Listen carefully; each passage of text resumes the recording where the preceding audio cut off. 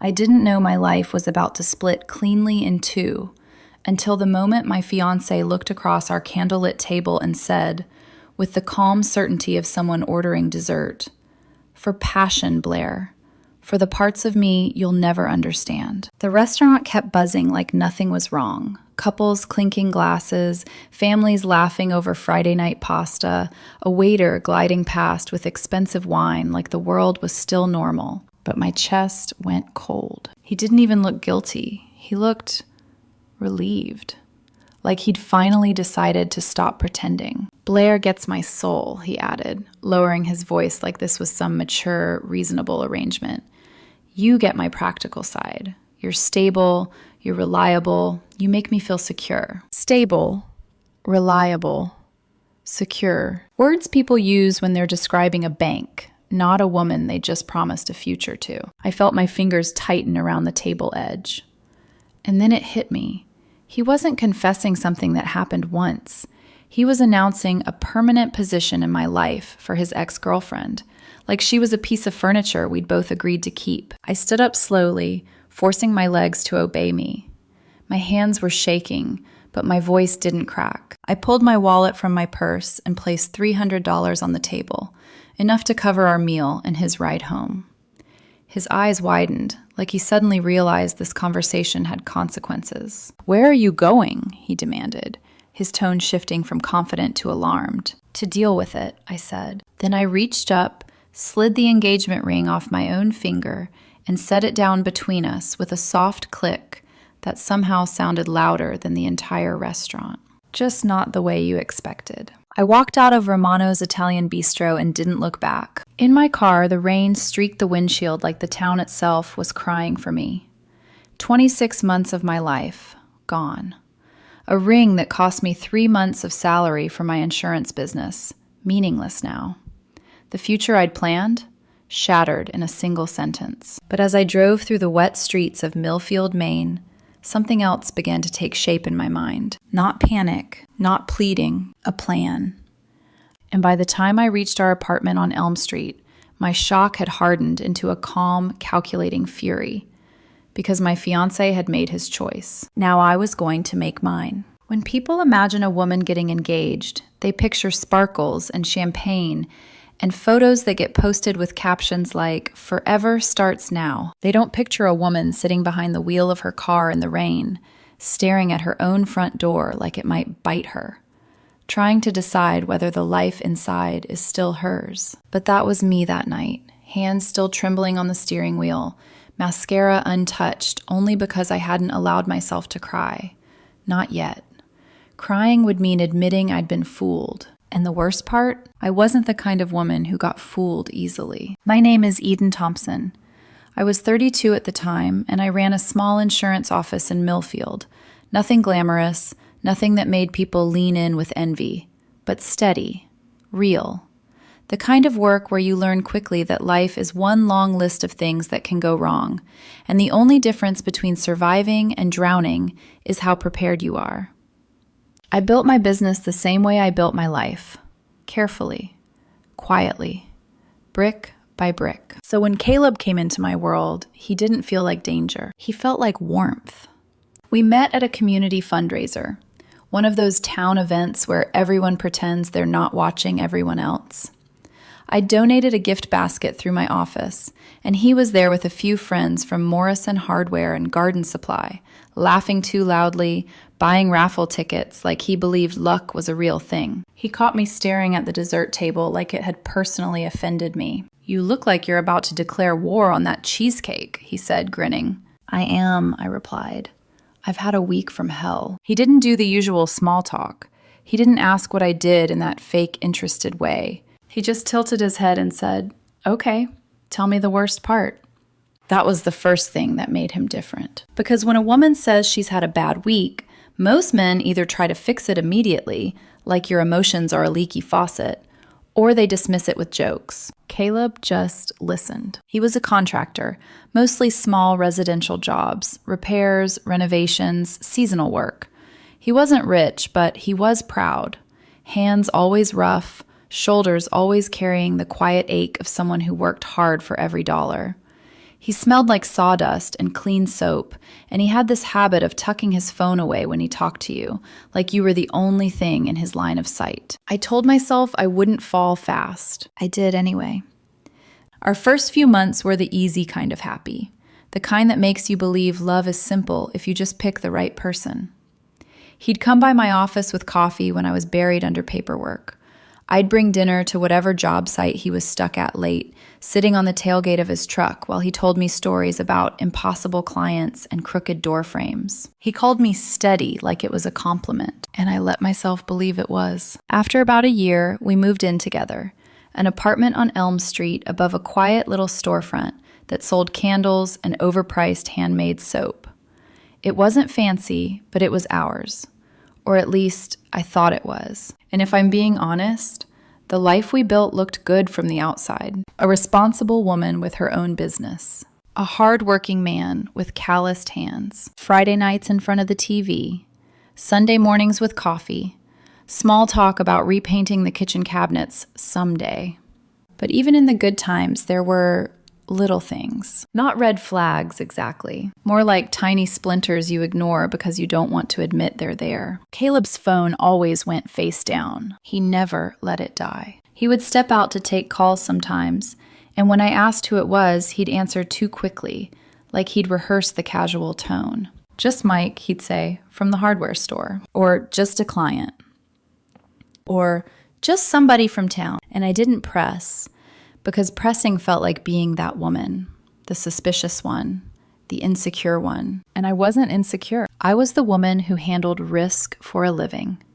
I was the woman who told other people, prepare for the worst, hope for the best. So why didn't I prepare? Because Caleb also did sweet things that made doubt feel petty. He'd bring me flowers from roadside stands. He'd rub my shoulders when I was tense. He'd kiss my forehead and say, "We're good, Eden. We're solid." Solid. That word again. And I clung to it because I wanted to believe love could be solid. Then came the night he proposed. Not in a big dramatic way. No photographer hiding behind a plant. No crowd. Just us, after dinner, in our little apartment. Both of us tired. Both of us comfortable. He got down on one knee, hands shaking a little. Eyes bright, like he'd been holding his breath for months. And he said, "I want you as my wife. I want this life, our life, forever." I said yes before he even finished the sentence. Because I meant it. Because I thought he meant it. I wore the ring like a promise, like armor, like proof that the quiet life I'd built wasn't just safe, it was chosen. And then, barely days later, we were at Romano's, celebrating officially, doing the normal thing. Posting nothing online, just the two of us in a booth with candlelight reflecting off wine glasses. He reached across the table, squeezed my hand, and I thought, this is it.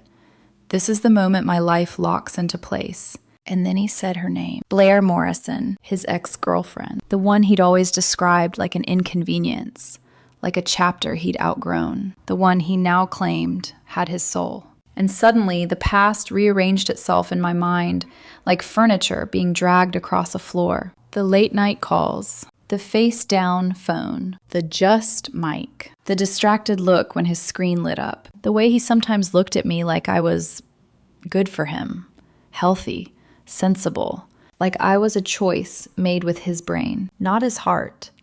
I parked outside our apartment that night and sat there longer than I should have, staring at the window where our lights were on, because he'd gotten there first. And for the first time in 2 years, I didn't feel like his partner. I felt like a placeholder, a safe landing pad while he kept his real hunger alive somewhere else. My throat tightened, but I swallowed it down. Because the truth was, I didn't just lose a fiancé in that restaurant. I lost the version of myself that believed loyalty was automatic. And the version of myself that lost that belief, she didn't cry first. She calculated. I grabbed my keys, stepped into the hallway, and opened the door to our apartment. Caleb was inside, pacing like a trapped animal, phone in hand, probably already texting Blair, probably already spinning the story into something that made him the victim. He looked up sharply when I walked in, and for a second he tried to smile, like we could rewind, like my leaving the restaurant was just a tantrum. "Eden," he said, voice careful.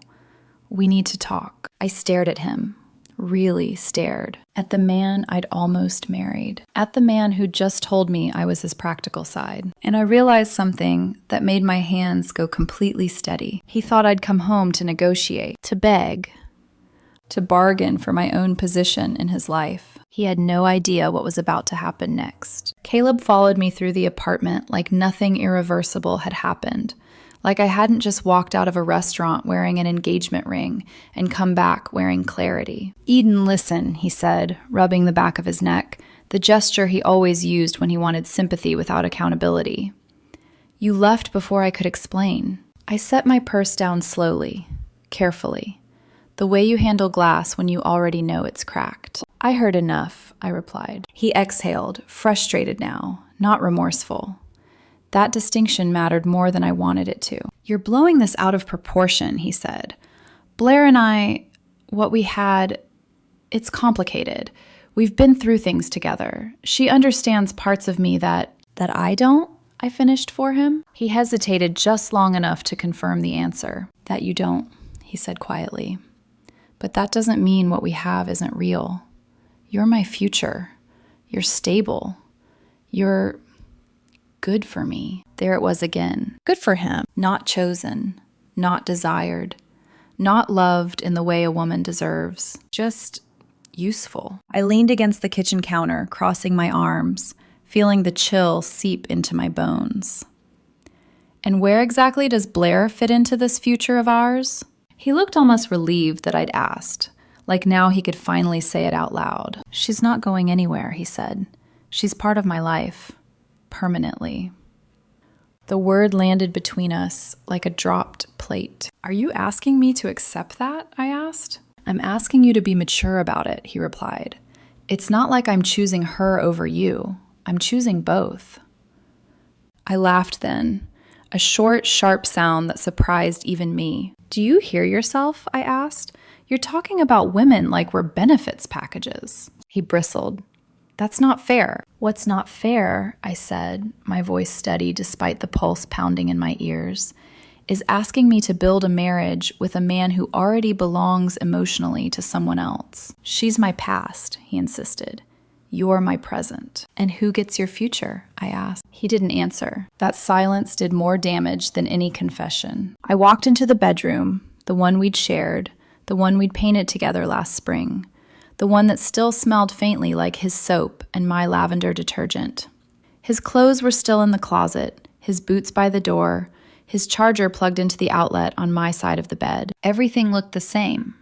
And yet, nothing was. As I stood there, memories began rearranging themselves with cruel precision. The times he'd canceled dinner last minute because something came up. The weekends he'd drive to Portland for jobs that never seemed to pay particularly well. The way he'd grown impatient whenever I talked about wedding plans, venues, dates, guest lists, like commitment was an inconvenience instead of a promise. And then there was Blair. Blair Morrison. I'd never met her, but I knew her name far too well. Caleb mentioned her casually, always with a dismissive tone. "She's dramatic. She doesn't know what she wants." That relationship was a mess. Men never talk that much about women who are truly irrelevant. "She works in PR," he'd once said when I asked. "Big firm in Portland, makes good money. Loves expensive things." I'd brushed it off at the time. Now it sounded like context, like justification, like a comparison I hadn't known I was participating in. I returned to the living room and found Caleb sitting on the couch, elbows on his knees, phone in his hand. The screen lit up as I approached. A message preview flashed before he could lock it. Did she calm down yet? Something inside me went very quiet. "She already knows," I said. Caleb froze. "Knows what?" "That I'm not a partner," I replied. "I'm a backup plan." "That's not—" "Don't," I cut him off. "Don't insult me by pretending this is a misunderstanding." He stood, frustration finally boiling over. "So what, you're just going to throw everything away? 2 years? An engagement? Over something that doesn't even threaten us?" I met his eyes then. Really met them. "It threatens me," I said, "and that should be enough." He stared at me like he didn't recognize the woman in front of him. Maybe because I didn't recognize myself either. The version of me that would have cried, begged, negotiated, she was gone. In her place stood someone who saw the truth clearly for the first time. This wasn't a sudden betrayal. It was a slow erosion I'd ignored because it didn't hurt loudly enough. And that realization that this wasn't a single mistake, but a pattern, settled heavy in my chest. Caleb thought the conflict was about Blair. It wasn't. It was about respect, and he had already shown me exactly how much he had. I walked past him toward the door, grabbing my keys. "Where are you going now?" he asked, panic creeping into his voice. "To make sure I never have to ask a man where I stand again," I said. Behind me, my phone buzzed. Another message from Blair. "Blair, tell her she's overreacting." I didn't respond. But as I stepped out into the night air, one thought echoed clearly in my mind. If this was the beginning of the truth, then something far worse and far more revealing was still coming. And I had a feeling it wouldn't come from Caleb. It would come from Blair. I didn't go far. I drove aimlessly through Millfield, rain tapping against my windshield like impatient fingers, my mind replaying every word Caleb had said. Stable, reliable, practical, until the words lost meaning and became something sharper. I parked near the waterfront, the same place he'd once brought me when he wanted to talk about our future. Back then, I believed that future was mutual. Now, I sat there gripping my phone, staring at Blair's name on the screen. She texted again. This is being blown way out of proportion. I should have ignored it. I didn't. Me. Then explain it to me. The typing bubble appeared almost instantly. Blair. Caleb and I never really ended things. We tried, but some connections don't disappear just because people move on. My pulse thudded in my ears. Me. So you knew about me. A pause. Longer this time. Of course I did. He talks about you all the time. That sentence felt like a slap. Me. And you were okay with that? Another pause. Then, Blair. He told me you understood, that you were mature about it. Mature. So this was the story he'd been telling. One where I was a calm, reasonable woman who'd agreed to share her fiancé's heart like a timeshare. My hands shook as I typed. Me. You knew he proposed to me. The dots blinked, stopped, blinked again. Blair. He said it was just a formality, that you needed the security. The rain outside intensified, blurring the lights along the dock until everything looked distorted.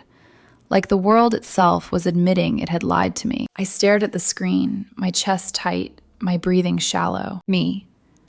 Are you sleeping with him? This time, there was no hesitation. Yes. One word. Clean. Efficient. Final. I felt it then. Not screaming pain, not hysteria, but a deep, sinking drop in my stomach, like missing a step in the dark. Me. How long? Blair. 6 months. 6 months. Half a year of late nights, of canceled plans, of face-down phones and rehearsed excuses. Half a year of me planning a wedding while he planned an escape. I let my phone fall into my lap and stared out at the water, tears finally spilling. Not dramatic, not loud, just quiet and relentless. When I picked the phone back up, Blair was still typing. Look, Eden, this doesn't have to be a war. Caleb needs different things from different people. That was it. That was the moment something inside me snapped. Not into chaos, but into clarity. Me, you're right, I typed slowly. This doesn't have to be a war. Good. I'm glad you're being reasonable. I smiled for the first time that night, because she had no idea what reasonable meant to me. I started my car and drove back to Elm Street, my mind already shifting from hurt to action. When I walked into the apartment, Caleb was still there, pacing, phone pressed to his ear. He looked up, relief flashing across his face. Eden, thank God. Blair and I were just... I know, I said calmly. I spoke to her. He froze. You... what? I know you've been sleeping together for 6 months, I continued, my voice eerily steady. I know you told her I understood. I know you told her the proposal was just a formality. His mouth opened, but no words came out. That, I said, is the last lie you'll ever tell me. I walked past him into the bedroom and began pulling drawers open. Not frantically, not angrily, but with purpose. His clothes, his tools, his personal papers. "What are you doing?" he asked, panic flooding his voice. "Reclaiming my life," I replied. "You can keep your soul connections. You don't get my stability anymore." He grabbed my arm. Not hard, but enough. "Eden, don't do this. We can fix it." I met his eyes, cold and clear. "You don't fix betrayal. You end it." I pulled free and reached for my phone. There was one more call I needed to make, and it would change everything. My phone was still warm in my hand when I stepped back into the living room. Caleb stood there like a man who just realized the ground beneath him wasn't solid after all. Like everything he'd assumed would hold had quietly given way. "Who are you calling?" he asked, his voice tight. "Someone who helps me end things cleanly," I said. I dialed Mia, my closest friend, the kind of woman who doesn't panic, doesn't dramatize, and doesn't soften the truth. She answered on the second ring. "Eden," she said, "you okay?" "No," I replied honestly, "but I will be." Caleb watched my face as I spoke, trying to read what I wasn't saying out loud. I turned my back to him and walked toward the window, staring out at the street like I needed the distance to stay grounded. "He cheated," I said simply, "for 6 months with his ex. He proposed to me anyway." There was a pause on the line, sharp, controlled. "Do you want me there?" Mia asked. "Yes," I said, "but not yet. I need to do this part myself." "Okay," she replied. "I'm here when you're ready." I hung up and turned around. Caleb had sunk onto the couch, elbows on his knees, his confidence completely gone now. This wasn't the man who'd spoken so smoothly about souls and passion at Romano's. This was a man confronted with consequences he'd never planned for. "You didn't have to call anyone," he said quietly. "We're engaged. This is our problem." "No." I walked to the closet and pulled out a suitcase, the one we'd used for vacations. I opened it on the bed and began placing his clothes inside, folded, neat, no anger in my movements. That unsettled him more than shouting ever could. "You're acting like I'm a stranger," he said. "You made yourself one," I replied. He stood and followed me into the bedroom. "Eden, I didn't mean for it to go this far." "And yet it did," I said, meeting his eyes. 6 months doesn't happen by accident. He ran his hands through his hair, pacing now. "Blair and we have history. That doesn't just disappear." "And respect doesn't just disappear either," I said. "You chose to erase it." Silence filled the room, thick and heavy. I zipped the suitcase closed and set it upright. "That's it?" he asked. "You're not even going to fight for us?" I finally stopped moving. "I did fight," I said quietly. "I fought by trusting you, by building a home with you, by saying yes when you asked me to spend my life with you." I took a breath, steadying myself. "You're asking me why I'm not fighting now," I continued. "It's because I already lost." Something in my voice made him flinch. "I love you," he said, desperate now. "Doesn't that count for anything?" I looked at him, really looked. "You love how I make your life easier," I said. "You love the stability, the safety, the way I don't demand chaos." He opened his mouth to protest, but I held up a hand. "But love isn't supposed to split you in half," I went on. "It's not supposed to leave someone else carrying the weight while you chase feeling somewhere else." I picked up the suitcase and dragged it into the hallway. Caleb followed, his voice cracking. "Where am I supposed to go?" I paused at the door. "To Blair," I said calmly. "She already has your soul. Let her take the rest." His face drained of color. "You can't just lock me out," he said. "This is my place too." I turned to him slowly. "No," I said. "It's not." I handed him his spare key, the one I'd paid for when we moved in. "This lease is in my name," I continued. "The utilities are in my name. The furniture was purchased with my money. I made sure of that because I believe in preparation." He stared at the key like it had betrayed him. "You planned this?" he whispered. "No," I said honestly. "I planned for emergencies. I just didn't expect you to be one." I opened the door and set his suitcase outside. For a long moment, neither of us moved. Then he stepped forward, lowering his voice.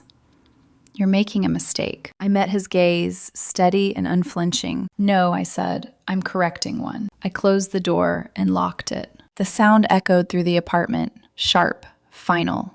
I leaned back against the door, my knees trembling now that the adrenaline had nowhere else to go. My chest ached, my throat burned, and for the first time since Romano's, I let myself slide down to the floor. I wasn't screaming. I wasn't sobbing. I was grieving, quietly, deeply, for the life I'd almost lived. But even in that grief, something else stirred. Relief. Because the worst part was over. And I didn't yet know it, but this was only the beginning of the fallout. I slept maybe 2 hours that night. Not because I was crying, but because my mind wouldn't stop working.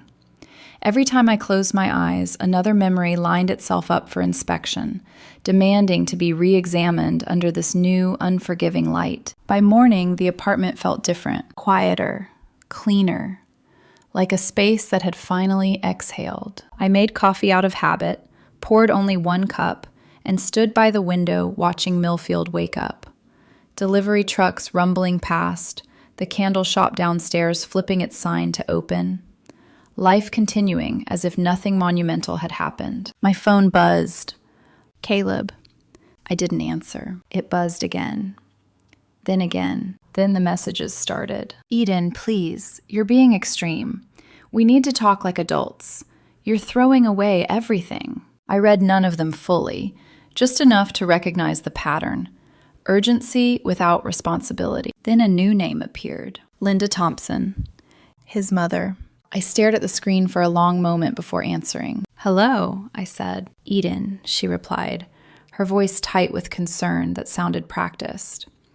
Caleb told me you had a disagreement. A disagreement.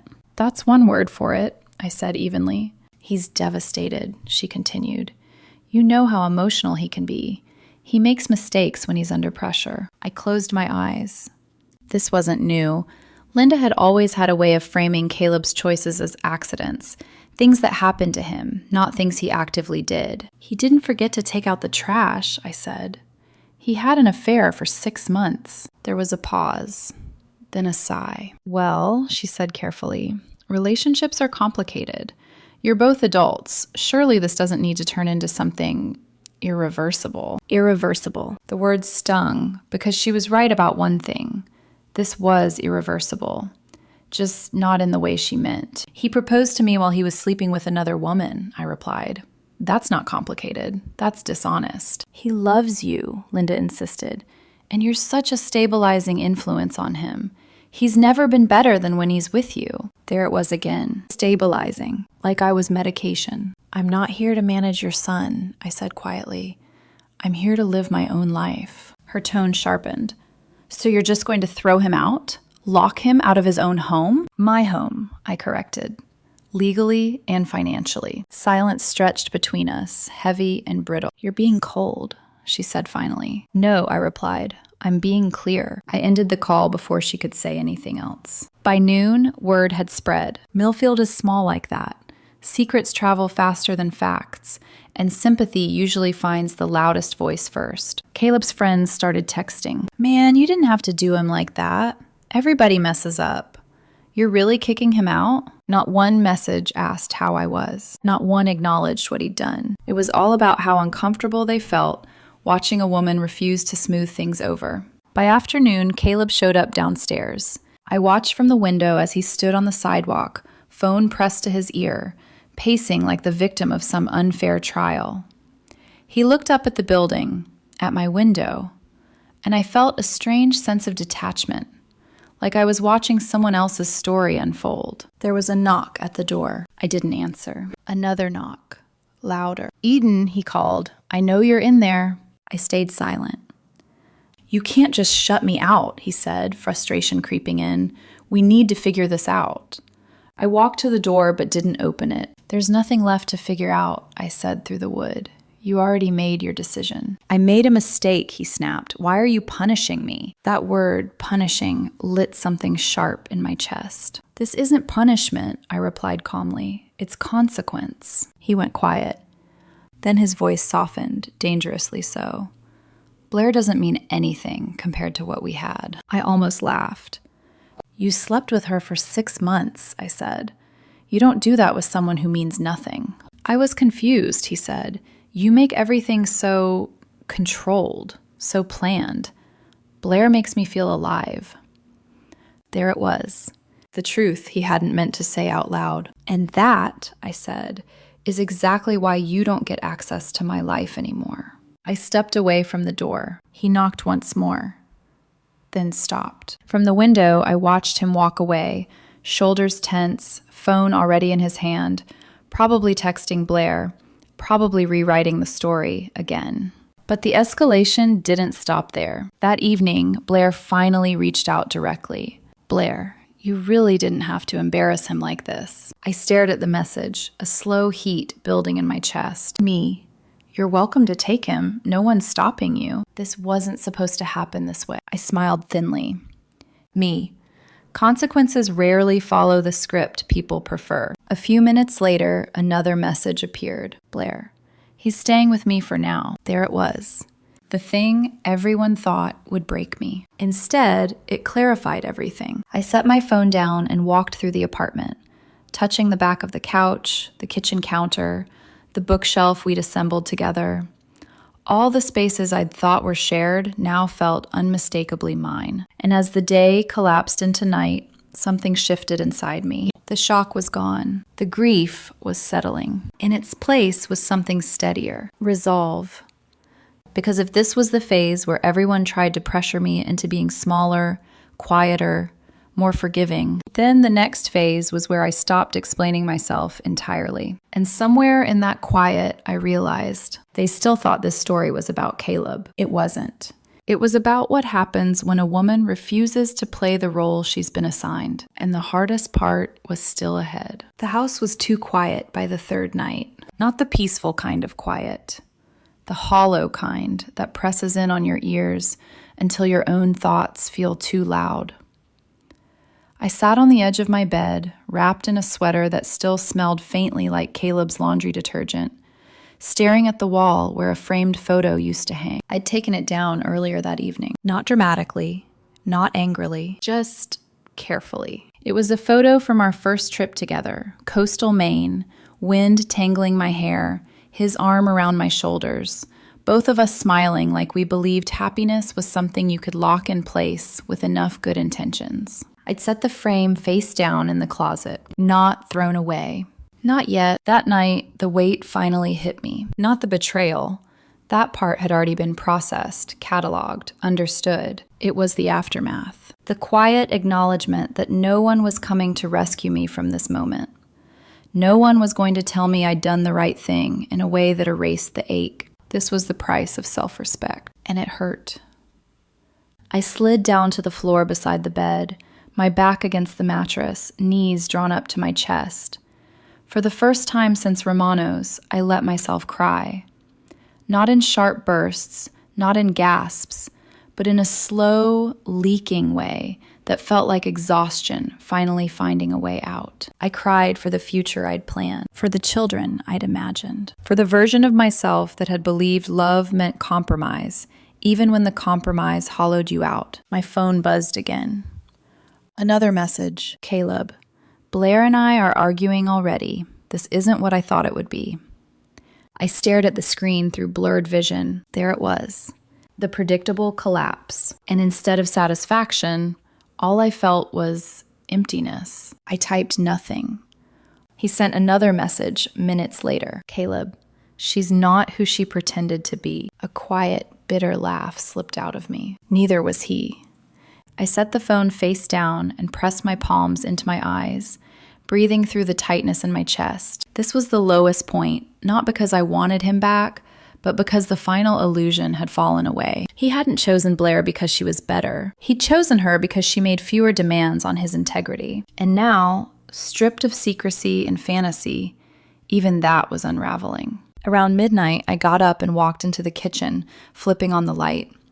The place looked untouched. Clean counters, a single mug in the sink, my keys neatly placed by the door. This was the life I'd protected without realizing it. Still, the doubt crept in. What if I overreacted? What if walking away was easier than staying and fixing it?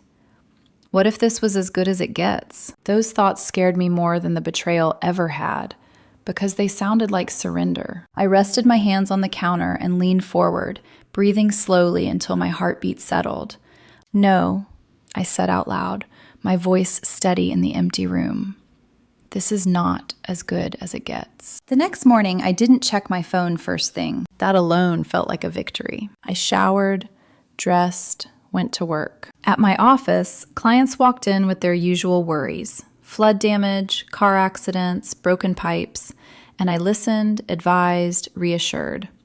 I did my job well, the same way I always had. And somewhere between policy numbers and signatures, it hit me. I wasn't broken. I was bruised, but intact. When lunchtime came, I sat at my desk and opened my email.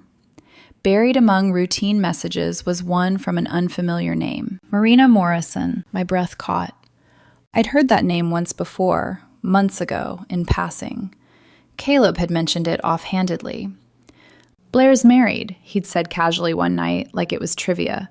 Her husband's name is Blake, financial consulting, travels a lot. I'd filed it away then without realizing it mattered. Now it did. The email was short. Eden, I don't know how to say this delicately, so I won't. I'm Blake Morrison's wife. I believe our partners are involved with each other. I think it's time we spoke. My hands went cold. This wasn't part of any plan. This wasn't revenge. This was reality, finally catching up to everyone. I sat there for a long moment, the office humming softly around me, my reflection faintly visible in the dark computer screen. This was the crossroads. The moment where I could retreat into silence or step fully into the truth. I typed back slowly, deliberately. Marina, yes, I think it is. I didn't know it yet, but that email marked the end of the darkest chapter. Because when two women stop protecting the lies of the same man, everything changes. Marina and I met 2 days later at a small cafe just outside downtown. Quiet, tucked away, the kind of place where people go when they don't want to be overheard. I arrived early, not because I was nervous, but because I needed the moment to breathe. When she walked in, I recognized her instantly, even though we'd never met. There's a certain look women get when they've been living inside someone else's lies for too long. Composed, alert, carrying exhaustion with dignity. She was beautiful in an understated way. Dark hair pulled back, minimal makeup, a posture that suggested she was used to holding things together. She spotted me and paused for half a second, as if bracing herself. Then she walked over and sat down across from me. Eden, she said softly. Marina, I replied. We studied each other, not with hostility, not with comparison, but with a strange, immediate understanding. Neither of us was the enemy here. I'm sorry, she said first. Not for him, for what you're going through. That almost broke me. Me too, I said, for both of us. She exhaled slowly, fingers tightening around her coffee cup. I've suspected for months. Late nights, excuses that didn't line up, credit card charges in Portland he couldn't explain. My jaw tightened. He told me you were stable, I said, reliable, that you gave him security. Marina gave a sad, knowing smile. He told me you were controlling, that you needed certainty, that I was different. Different. It was almost impressive how cleanly he'd split us into roles. I found messages, she continued. Not explicit, but intimate enough to make the truth obvious. When I confronted him, he denied everything, said Blair was just a friend. I nodded. That's his specialty. Silence settled between us. Not awkward, just heavy with everything we were processing. Then Marina reached into her bag and pulled out her phone. There's something you should see, she said. She turned the screen toward me. Photos. Blair and Caleb. Together. At restaurants. In hotel lobbies. Smiling the way people do when they believe no one will ever make them accountable. One photo stopped my breath entirely. Romana's Italian Bistro, the same restaurant where Caleb had proposed to me. The timestamp was from 2 weeks earlier. He'd taken her there before he ever got down on one knee. I stared at the image, my chest tightening, but this time the pain didn't overwhelm me. It clarified. He proposed to me days later, I said quietly. Marina's eyes widened. Then he used the same place to tell her he was leaving me? That was it. The final piece. Not just betrayal, but pattern. He didn't love either of us, Marina said slowly. He loved the control, the admiration, the safety of always having someone waiting. I nodded, and the moment we stopped waiting, everything fell apart. We sat there for a long time, not rushing to fix anything, not planning revenge, not making grand declarations, just telling the truth. And something shifted in that space. Not rage, not triumph, power. I'm filing for divorce, Marina said finally. I already spoke to a lawyer. I felt something loosen in my chest. I'm glad. And you? She asked gently. I already ended it, I said, and I'm not going back. She smiled then, not wide, not dramatic, but real. Good, she said, because I think the hardest part is over. She was right.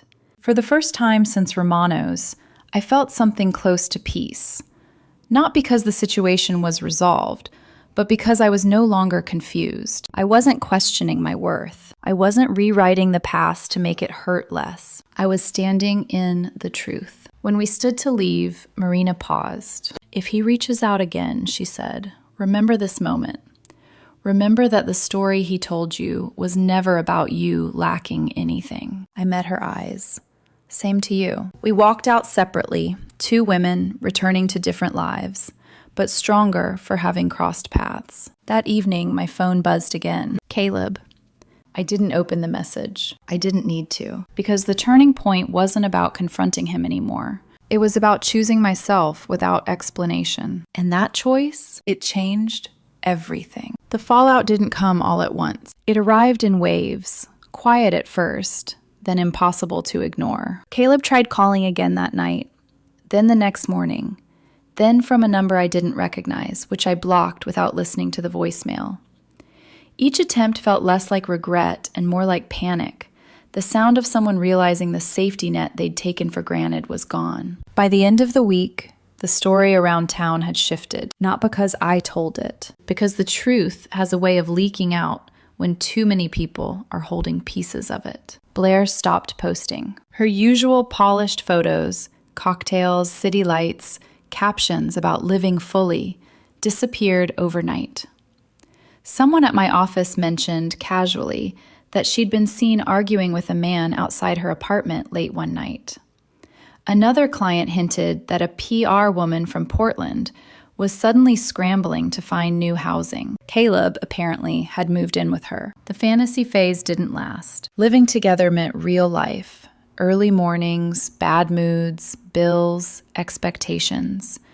It meant no secrecy to hide behind, no thrill of being chosen in the shadows. And Blair hadn't signed up for that version of him. Meanwhile, Marina's divorce filing became public record. Blake moved out quietly, too quietly for a man who once believed the house was just another asset. People noticed. They always do. Suddenly, the same friends who texted me about overreacting started asking careful questions. Did you really know? How long was it going on? Are you okay? I answered none of them in detail. I didn't need their validation anymore. One afternoon, as I was closing my office, Caleb showed up. I saw him through the glass door, standing on the sidewalk like he wasn't sure he was allowed inside anymore. He looked thinner, tired, less certain. I didn't invite him in. What do you want? I asked, keeping the door closed. I just needed to talk, he said. Everything's falling apart. I studied him, feeling nothing but a distant recognition, like seeing an old acquaintance you no longer share a language with. Everything already fell apart, I replied. You're just noticing now. Blair and he started. I held up a hand. I don't need the update. He swallowed. She's not what I thought. I almost smiled. That's because you only liked her when she was an escape, I said, not when she became real. His shoulders slumped. I messed up. Yes, I agreed. You did. He waited, like he expected more. Comfort, forgiveness, an opening. I gave him none. I don't hate you, I said calmly. But I don't owe you anything anymore. Not explanations, not closure, not access. His eyes filled with something that might have been regret, or fear of being alone. "I never meant to lose you," he said. "You didn't lose me," I replied. "You gave me away." I closed the door, and that was it. No dramatic confrontation, no shouting, just the quiet end of a story that had already been over for a long time. That night, Marina texted me. "Blake signed the papers. He's gone." I thought I'd feel broken, but I feel lighter. I smiled at my phone. "Me too," I typed back, because the consequences had finally landed where they belonged. Not on me. On the people who thought love was something you could split without paying the price. The apartment doesn't feel empty anymore. It feels intentional. A few weeks after everything settled, I repainted the bedroom. Soft, neutral tones Caleb never liked. I rearranged the furniture, donated what I didn't need, replaced what no longer felt like mine. Each small change felt like reclaiming a square inch of myself. I didn't rush into anything new. I didn't need to. Mornings became quiet rituals. Coffee by the window, early walks through town, the steady rhythm of a life no longer interrupted by doubt. At work, I noticed something surprising. My focus sharpened. Without the constant emotional noise, I was better at everything I did. I slept better.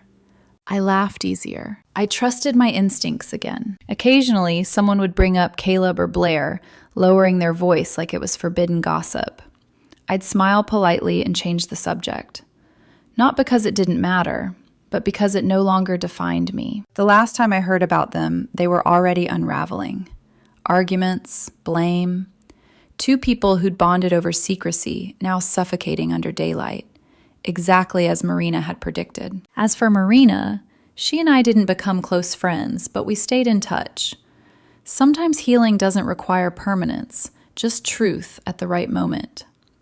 She sent me a photo once, her living room, newly renovated, sunlight catching the polished floors. "I finally feel at home," she wrote. So did I. Looking back now, I understand something I couldn't see at the beginning. The betrayal wasn't the worst part. The worst part was how close I came to accepting less than I deserved. How easily I might have convinced myself that love meant compromise without limits. That being chosen second was still being chosen. It's not.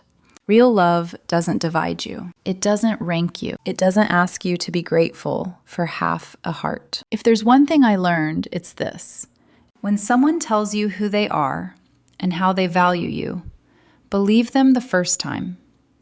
And when you choose yourself, even when it's painful, you don't lose love. You make room for something real. I don't know exactly what comes next for me, but for the first time in a long time, I'm not afraid of the answer. Because this time, whatever I build, it will be built on truth. And I will never again mistake stability for something that has to be begged for.